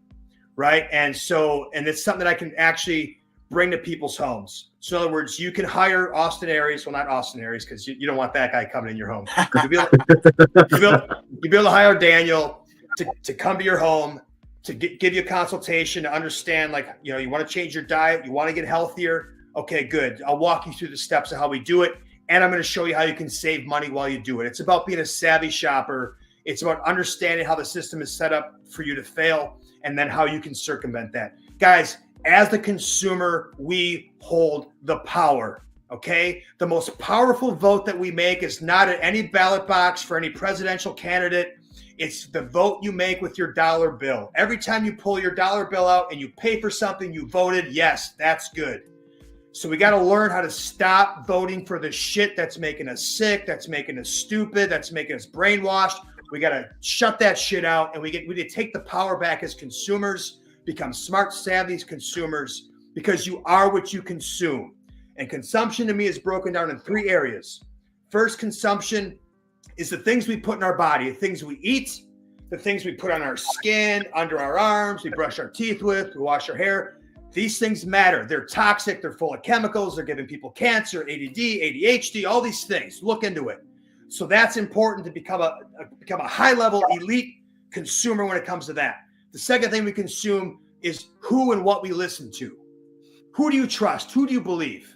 Right? That consumption matters. What kind of music you listen to, what kind of entertainment you watch, who you listen to, who you believe, who you trust.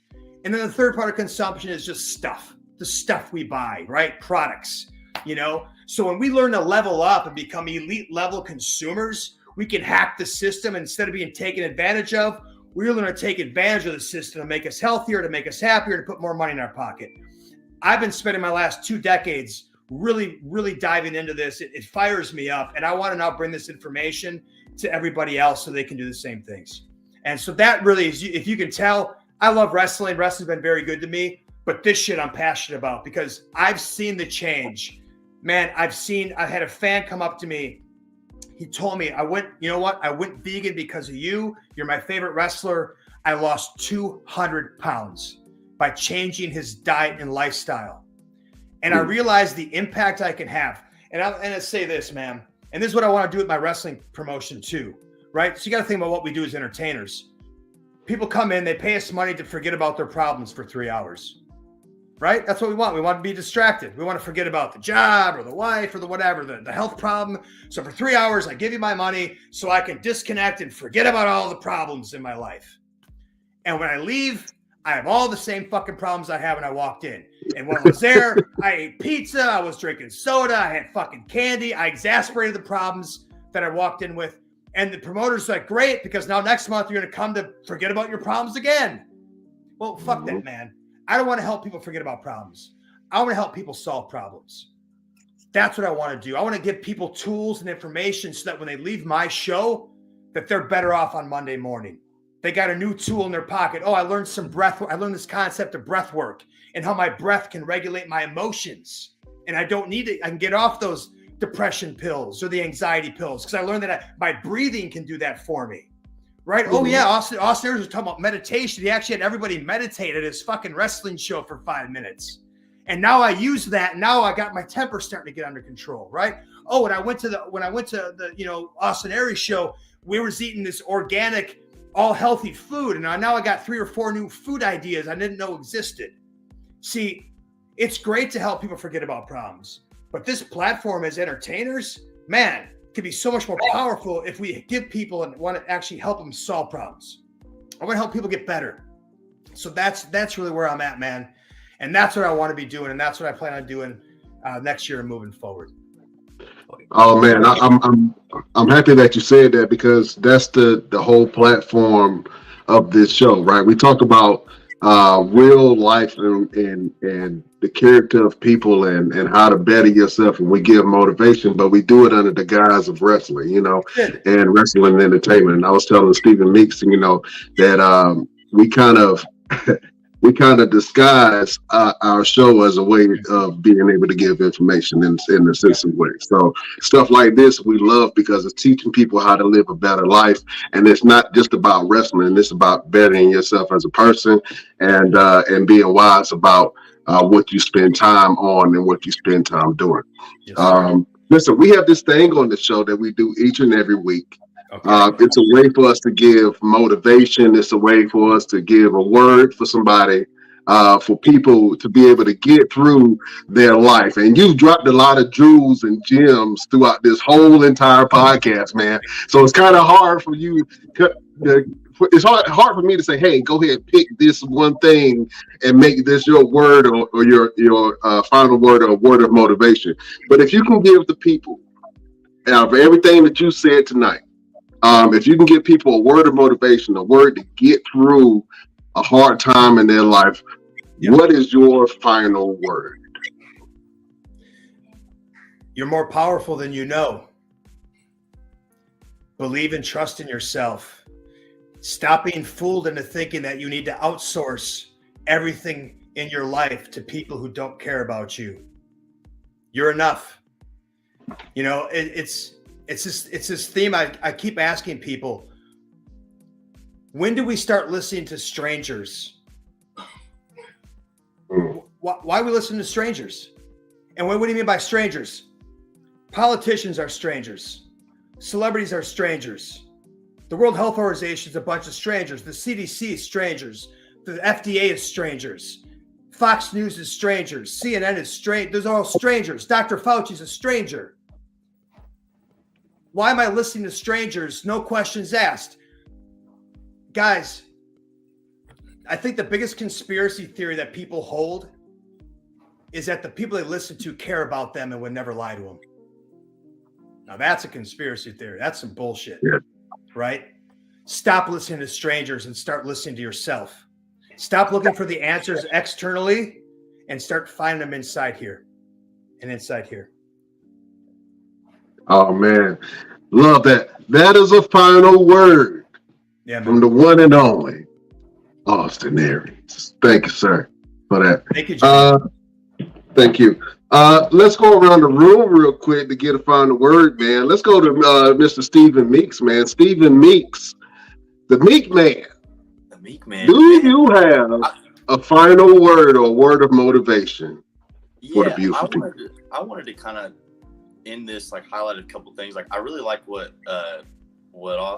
Daniel had said about like how CYN like really gave back to people, because I feel like I personally like can attest to that. Like I attended the CYN AML show and I attended a Scraps event and I felt like I really grew as a performer, and I feel like EC3 really took the time to like speak words of encouragement into me, and it's like he didn't have to do that, you know. I could have just paid like whatever, or like I think the Scraps events were free actually, but it's like he could have just charged me my $30 and, you know, ran a couple drills or whatever. But I feel like he really like took his time to pour into me, so to speak, you know. So I just wanted to say that I'm thankful for like CYN and what it was and all that good stuff. You know, I agree with you there.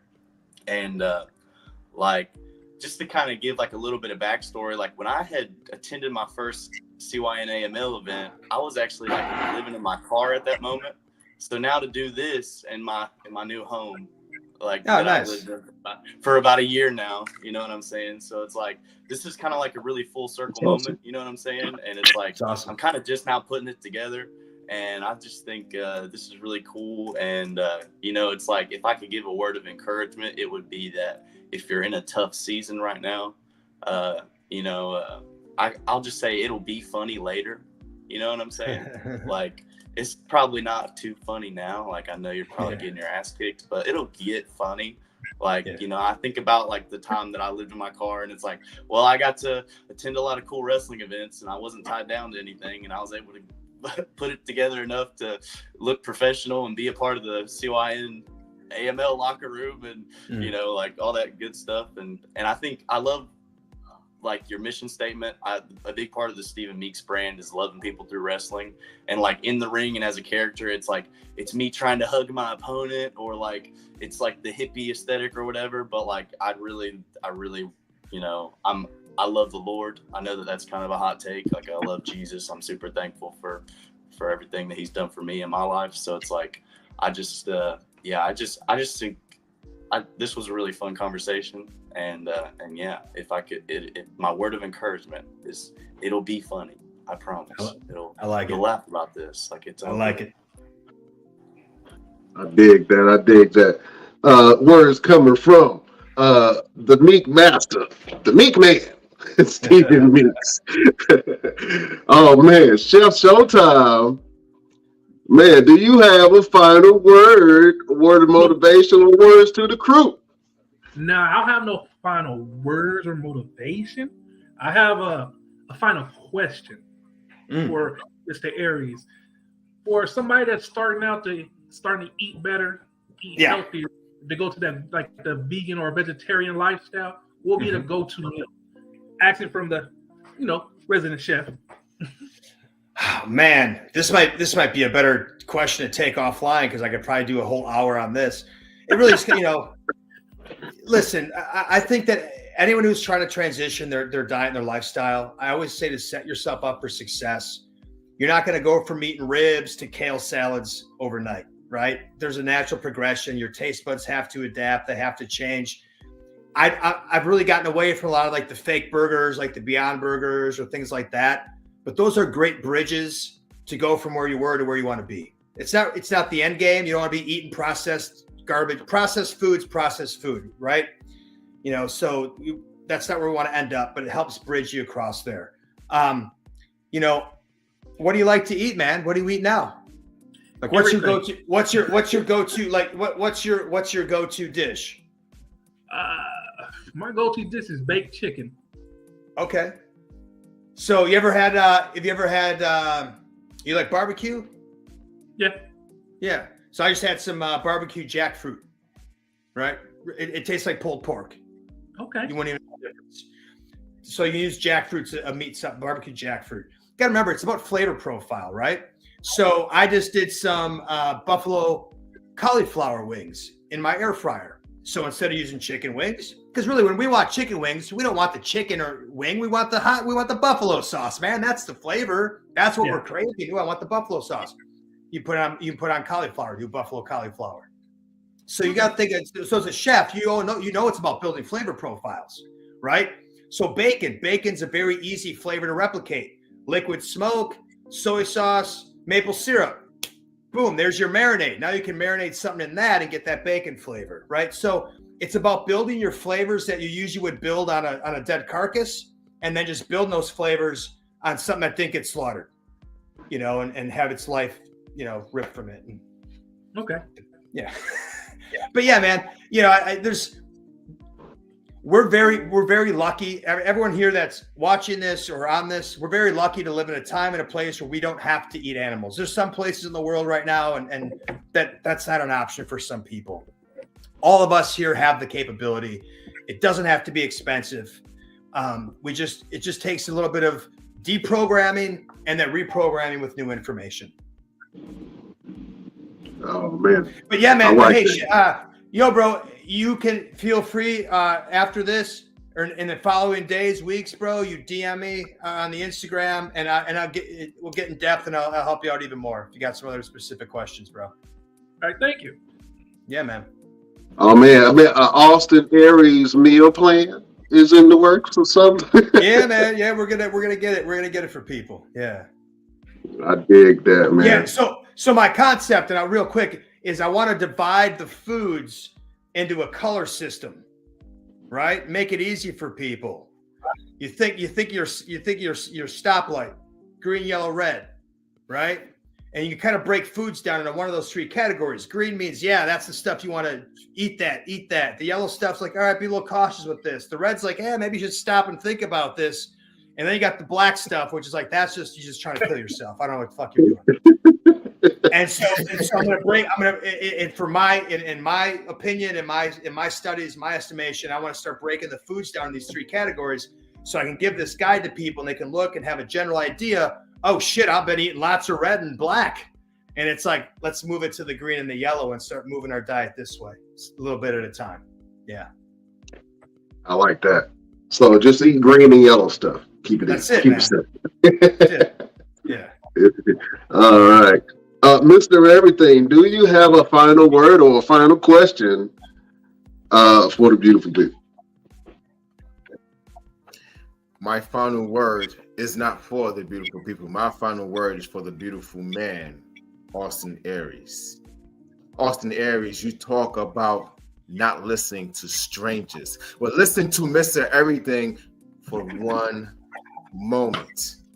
This is where I want to give you an opportunity to make an impact by controlling your narrative and stepping in the ring of honor with Mr. Everything, Victor Andrews. You don't have to be 205, but you do have to be able to bring everything that Austin Aries has ever stood for in terms of stepping in the ring with any competitor he has ever stepped in the ring with. But this time, this moment, this chance, you get an opportunity to step in the ring with somebody different, somebody new, the one and only Mr. Everything.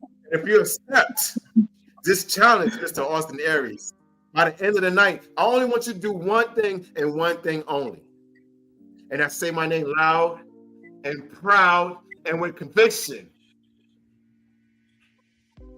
You don't want me to tell you the rest.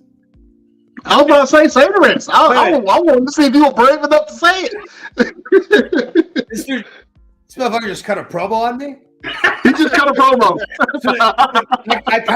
I almost feel like I have to retort, don't I? Go ahead. That's their promos. Let's go. Go at it. But not Daniel. You need Austin Aries to cut this motherfucking promo, right? We need the God of War, Austin Aries, in this thing right now. Go ahead.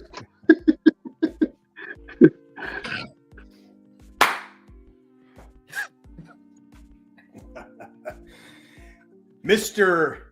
Everything, right? Well, you know, in my history, my friend, if you're everything, you're nothing. And that's what you are. You're Mr. Nothing. But you want to challenge me? You want to step in the ring with me? What makes you think you have even earned the level of status it takes to get in the ring with a 5-time world champion? You know, you think that you're Mr. Everything. Well, I'm Mr. Anything. You know what that means? When you step in the ring with me, I will do anything to win, which is why I'm a 5-time world champion and you're a no-time world champion. Remember that. Woo! Woo! Shots fired! Shots fired! Pew, baby! Took him to promo school, Jack. Took him to school. Oh man. Hey man, we put that on the Hall of Best Damn Promos. Oh man. Well, absolutely. Listen. You have made interviews so amazing, so much fun. You are now a part of our esteemed alumni of superstars we've had on the show. We've had R-Truth, we've had Ron Simmons, we've had Ricky Morton, and the list goes on and on and on. EC3. Yes, now you are now a part of the Best Damn Clip. You are welcome to come back anytime. We appreciate you. We love you. Thank you so much. Thank you, guys. It was a lot of fun. Appreciate it. oh man. Well, listen. Tell the people where they can find you on social media. Oh, if you're still using that X thing, it's at Austin Aries. I do not have a blue check mark anymore because I refuse to pay for one. And Instagram, which I use a little more often, would be at Austin Healy Aries. And that's really where I'm at mostly on the social media. If you're interested in any of my book, Food Fight, you can still find copies of those at my Pro Wrestling Tees store. And or you can always drop me a DM. And that's where I'm at. Oh man, so you guys make sure you go follow the one and only Austin Aries on social media. Chef Showtime, drop your social media, sir. Where can people find you? On Twitter, I don't got the blue check either. You can find me Showtime. You can find me on Facebook, Dante Carter, Twitch, Dante Carter, or Showtime. That's where you can find me. Oh man, y'all make sure y'all go follow Chef Showtime on his social medias. Mr. Everything, what you guys going on and where can people find you? Oh man, so real quick, I got a show coming up tomorrow night in West Virginia. And then I would be wrestling in Arkansas, in Sherwood, Arkansas, for Lit Wrestling on Saturday. And of course, you guys can follow me on the TikTok, official _ Mr. Everything, or on Instagram, Roosevelt Conyers LLC. If you want to hit all my social media stuff, just go straight to my website, RooseveltConyers.LLC.com. And real quick, Austin, I can help you in any way. Let me know. I can connect you with some promoters. I got a promoter out in Charlotte as well, ready to bring you in if you like. I'll connect you with him. I'll send your email to him.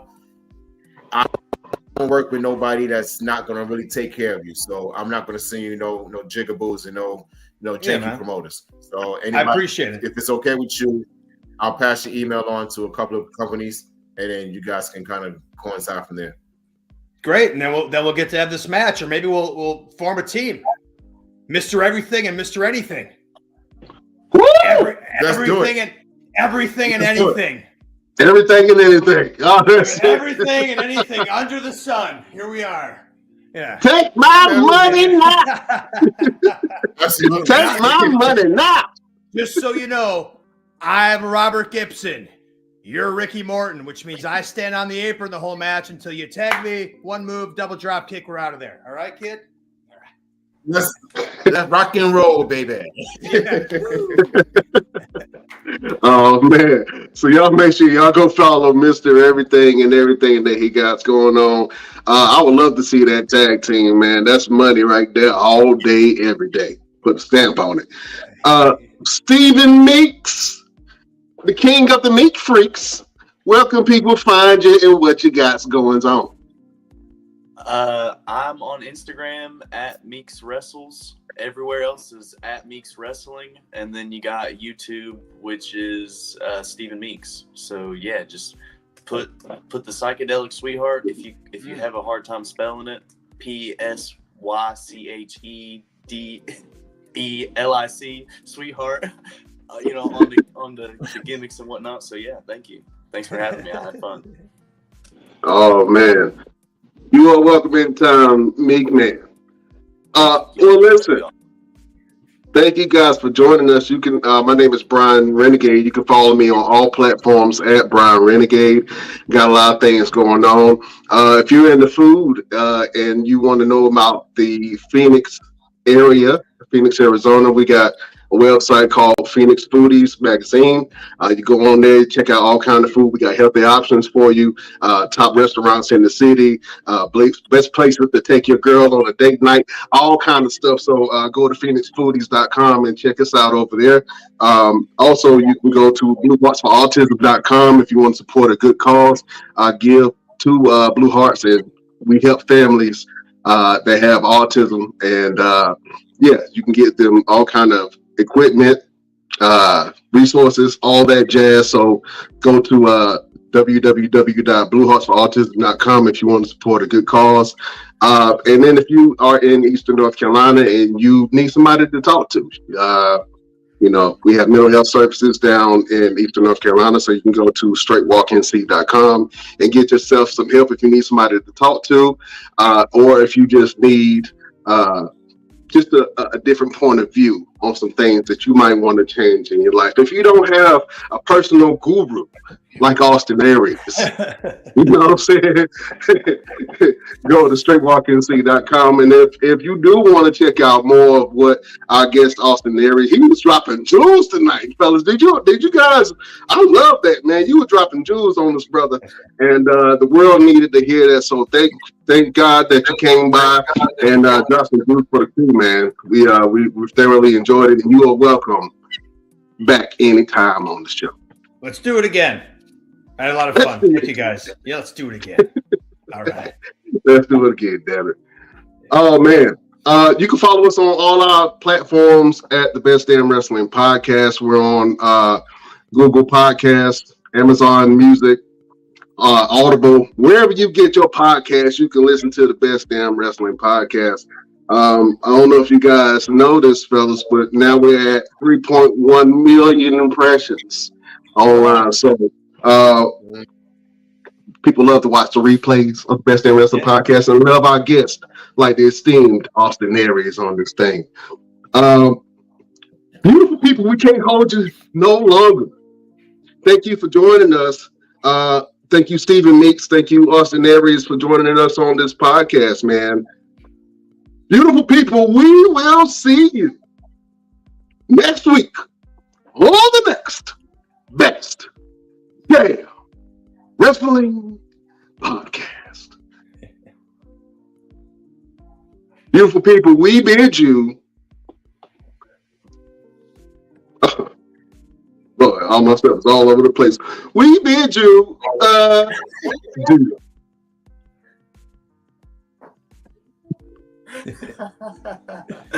We bid you. Hey,